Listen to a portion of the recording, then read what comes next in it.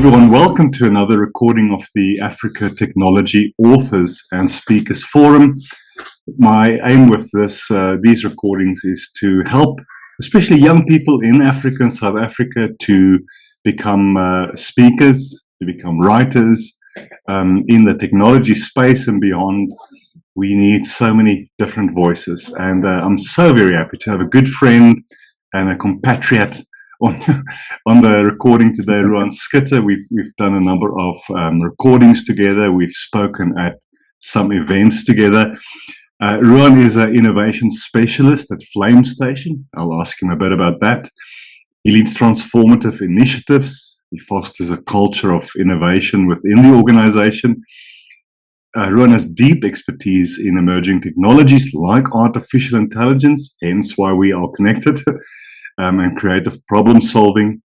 He's a recognized leader in AI-driven innovation, and he chairs Liberty's AI Community Forum, that is now Liberty Life, part of Standard Bank.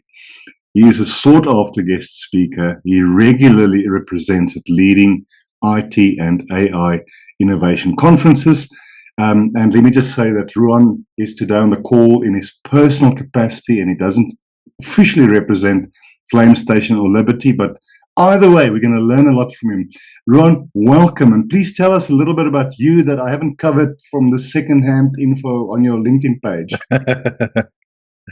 Johan, thank you very much. It's nice to speak to you again, and it's an honor. You've been doing this in your professional capacity for many, many years, so I always learn something from you as well. So thanks for having me on the show. I hope I can share some things with your audience today. At least people can see these different sort of angles to public speaking. And everybody's got a different story to tell. Johan, I think to me, I'm just really keen to explore new technologies, share what I learn in various platforms, whether that's in the business, whether it's in sort of the public domain space. So just always keen to share and learn. So thank you very much for having me. Before we get going, I've worked with you and the team in Flame Station. Tell us a little bit about it, because it's so exciting. Yeah, Flame Station is a startup in itself. It was created as a capability to allow thought leaders, tinkerers, and thinkers to come together. So what we do at Flame Station is really try to find those great ideas that can be disruptive to solving problems. So we're quite a small team. However, we try to find those ideas to see if we cannot disrupt the way things are being done. So and I think because AI is sort of very relevant at this stage, there is a bit of focus on seeing if we cannot incorporate the use of AI into some of these ideas. And what I love about Flame Station, Ruan, is it's really a focus on doing good with technology, especially in the African and South African context. I mean, there's the virtual farming. I've seen those plastic things with all the fruit and veg and stuff. Yeah. You know, those old buildings in Johannesburg that's been vacant for years. It's such an amazing thing that you guys are doing. And I'm going to add the link and the relevant detail. It's worth following what Flame Station is doing. Ruan, you're a great speaker. You probably won't like me saying it, but I don't care. You are a great speaker. So what was your process in becoming a speaker? Because, you know, I think a lot of technologists are introverts, quite specialized, very informed, but to get onto that stage and to hold a microphone is extremely daunting. Just what are some of the lessons you've learned over your speaking career, whether it was at Flame Station or Liberty or at conferences where we've seen each other many times? What are some of the key lessons you've learned over the years? Yeah, Johan, so even if you're speaking, I get that little nervous feeling as if you're going onto stage. Where did this start? It's a really interesting question to me, because I was trying to find how the seed gets planted to actually challenge yourself to go and speak publicly. And I remember during school, I joined this weekend club. I think my parents just wanted to get me out of the house, but it was Theatre Cats. So my job was to work backstage at the theater. And I guess thinking back, that might have been a bit of a seed or a trigger or that first neuron that says, yeah, this looks like fun. Look at these people on stage entertaining. So, but I guess throughout my career, in various roles, from project management, if you're a project management manager, you have to speak to people. You have to speak to your teams. You have to speak to senior stakeholders to give feedback, to get criticism from those. So as part of a normal job as a project manager, you're exposed to making sure you can speak and stand up. So I think I was refining that over time. I then started doing facilitation as a more of a focus effort. So still in the project management space, learning the techniques and processes of how to be a good facilitator. And eventually I spent a lot of time doing facilitation in the project management space. So it grew from there. I started getting opportunities to go and speak about project management offices and project management. So I think I there started honing my skills. And later on, I started reading more about this. When YouTube became bigger, that was a little bit earlier in my career, there's many short videos on YouTube, how to speak, how to engage. So I think it was just a progression over time. And then sort of in the later sort of part of my career, when I joined the innovation capability and started doing innovation, again, you needed to be able to share. So I think it was quite a journey. But I do think it just progressed over time and honing your skills. And I had to get with the times. So I think of late, making sure that I'm visible on digital platforms was also for me a bit of a step change. But yes, this is where I am today. Such an important number of points you've mentioned, Ruan. I mean, it's about articulation. And even if it's not public speaking conferences, whether it's your spouse, your partner, your kids, your colleagues, you and I need to learn to express ourselves. And a lot of people struggle with that. But also authenticity. And what I do love about the way you speak at conferences, because I know you a little bit now, the way you speak when you and I have a coffee and the way you speak when you're on the stage is the same guy. No temptation to be Steve Jobs or an Elon Musk, because it's just you. And audiences, for some reason, without even knowing why, because there's human behavioral science here, they are drawn to that authenticity. So just, because you can't, whether you're an extreme introvert or not, don't try and be another kind of speaker. Just how did you fit into that space, being the person you are and being speak in a way that Elon Musk might speak? Yeah, I think to me, if you can bring about, you need to feel what you're talking about. And I guess if you're sort of natural in that sense, then it becomes easier to be passionate about a topic.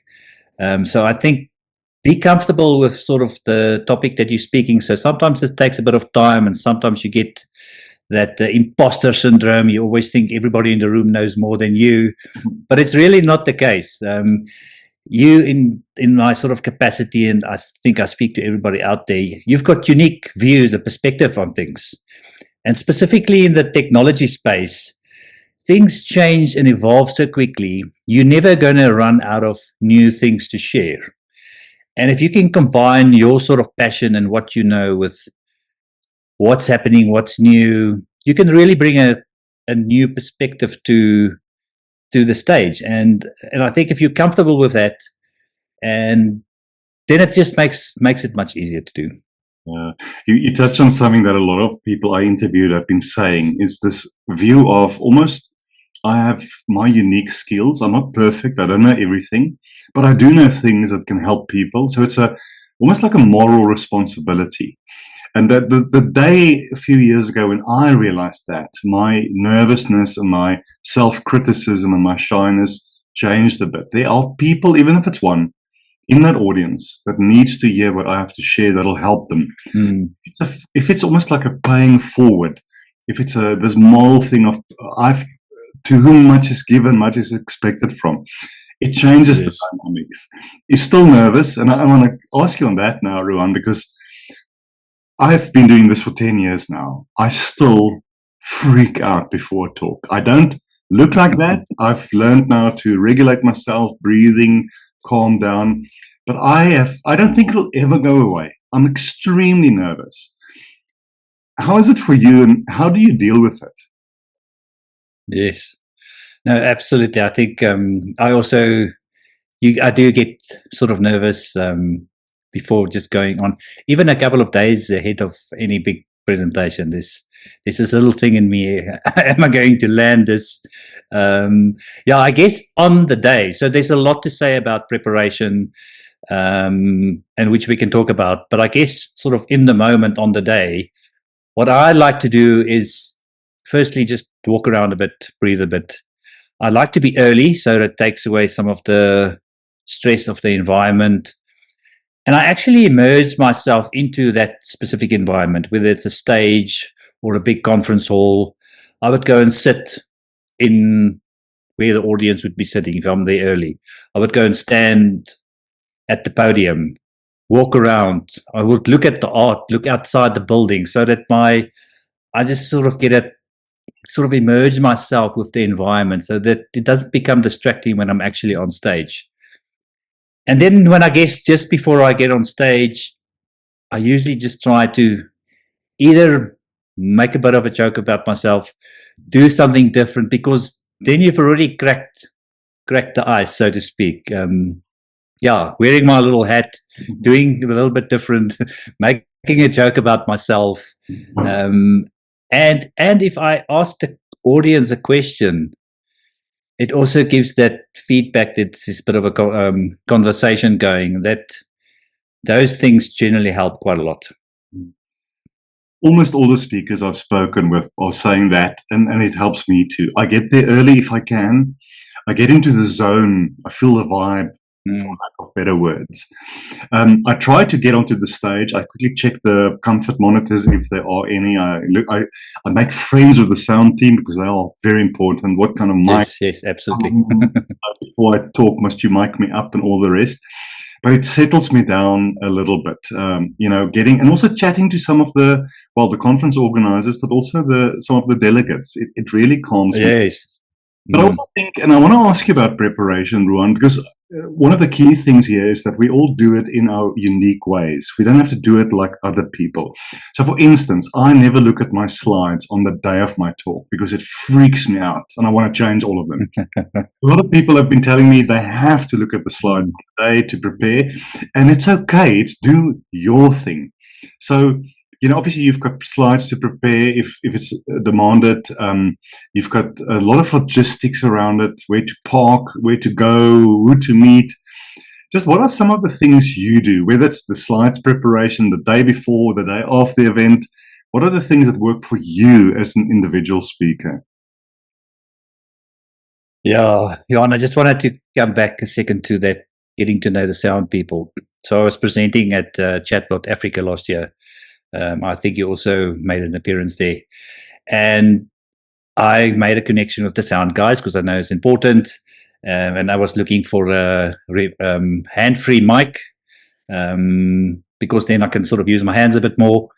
But as I got onto stage, there was something wrong with the mic. And so because I made a connection with the tech people, I started sort of pointing the guy, okay, next slide, sort of started using my own voice while they were sort of bringing me a handheld mic. So just having that initial connection just sort of helped the flow, helped get through that challenge where I just needed to speak up a bit until they got the mic going. So, yeah, I think it's important. I just wanted to sort of add to that. In terms of preparation,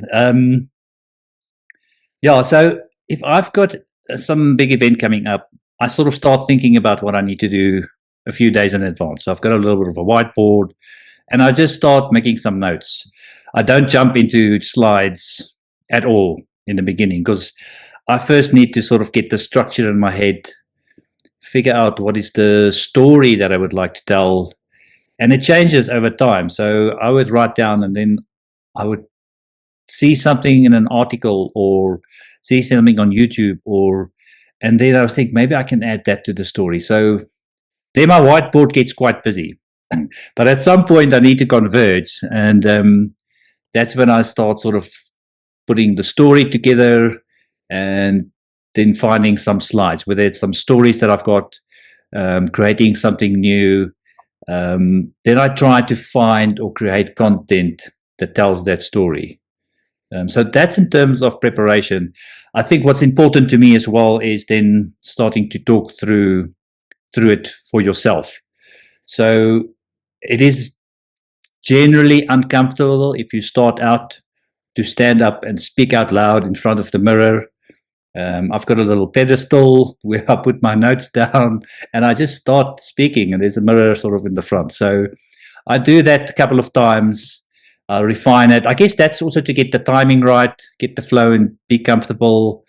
Then I really don't need the slides because I have the story in mind. I use the slides as sort of a visual, so there's a connection between the story and the visual. And sometimes the slides help you if you forgot something, or it helps you to sort of remember that. So I don't put too much emphasis on slides, and I try to make it as simple as possible. So pictures, maybe 1 or 2 words.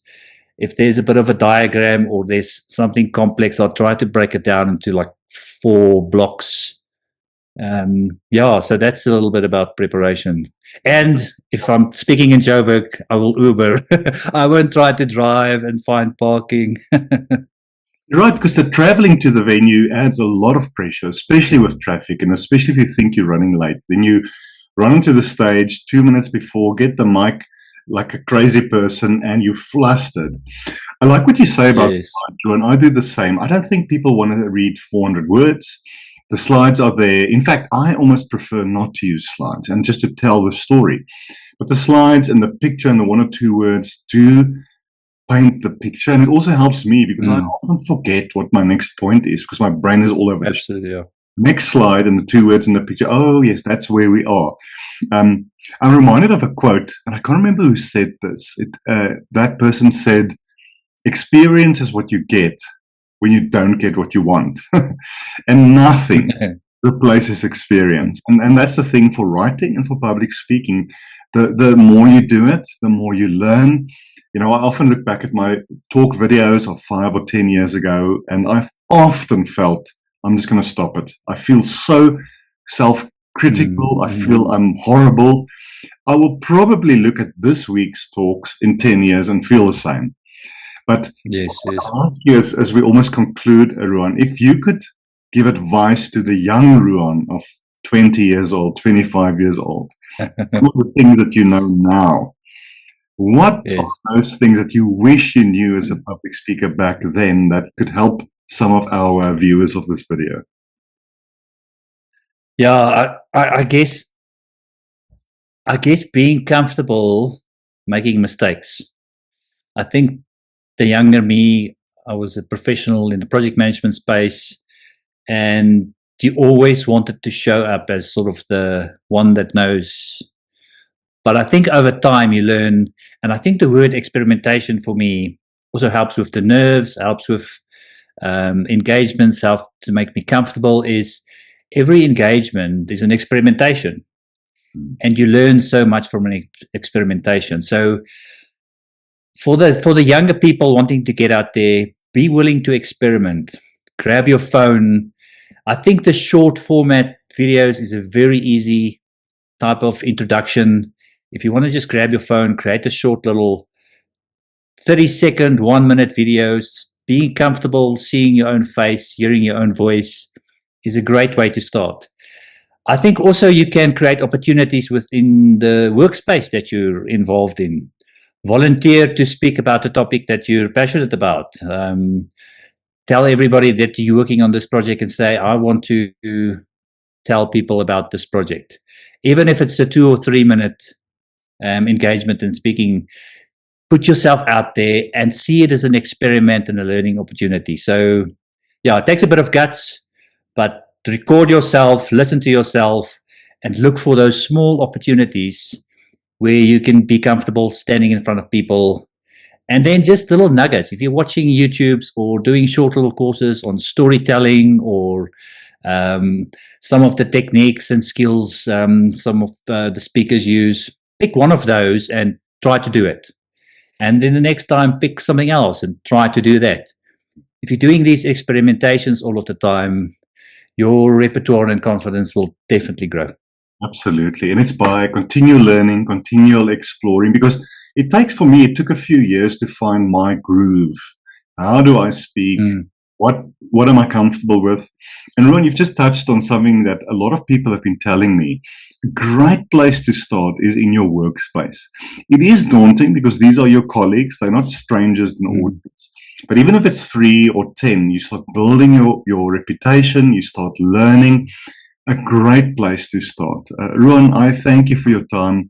The golden nuggets you shared will help so many, especially young aspiring speakers. Ruan Schutte at Flame Station, involved with Liberty Life Speaking in his own capacity. I look forward to collaborate with you in the future and to watch your videos, especially the Flame Station ones, and to see you at many more conferences. My good friend, thank you for your time and thanks for all the wisdom you've shared.